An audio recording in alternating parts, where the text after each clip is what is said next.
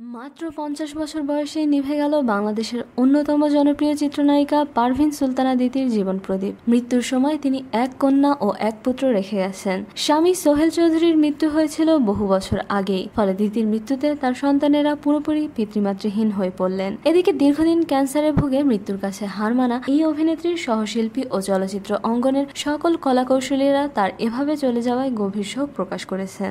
বাংলাদেশের কিং খান খ্যাত নায়ক শাকিব খান, এ সময়ের সেন্সেশনাল নায়িকা পরিমণি, অভিনেতা ওমর সানি, ব্যস্ত খলনায়ক মিশা সওদাগর, ছোট পর্দার অভিনেত্রী বিজুরি বরকতুল্লাহ ও মডেল শখ সহ আরো অনেকে সামাজিক যোগাযোগের মাধ্যম ফেসবুকে তাদের শোক বার্তা প্রকাশ করেছেন। এছাড়া মৃত্যুর পর শেষবারের মতো তার মরদেহ দেখতে হাসপাতালে ছুটে যান চিত্রনায়িকা ববিতা, মৌসুমী, অরুণা বিশ্বাস, সুবর্ণা মুস্তফা, অভিনেতা মিশা সওদাগর সহ আরো অনেকে। এদিকে সকাল 10টা 20 মিনিটে বিএফডিসিতে দিতির জানাজা অনুষ্ঠিত হয়। সেখানে সংস্কৃতি বিষয়ক মন্ত্রী আসাদুজ্জামান নূর, অভিনয় শিল্পী আলমগীর, রুবেল, ওমর সানি, চম্পা, আহমেদ শরীফ, বিজু আহমেদ সহ আরো অনেকে অংশগ্রহণ করেন। জানাজা শেষে নারায়ণগঞ্জের সোনারগাঁও উপজেলার দওপাড়া গ্রামে পারিবারিক কবরস্থানে বাংলাদেশি চলচ্চিত্রের জনপ্রিয় এই অভিনেত্রীর দাফন সম্পন্ন হয়।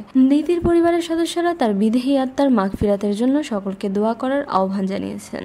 শোবিজের আরো নিত্য নতুন খবর জানতে আমাদের সাবস্ক্রাইব করুন, লাইক দিন এবং কমেন্ট করতে ভুলবেন না।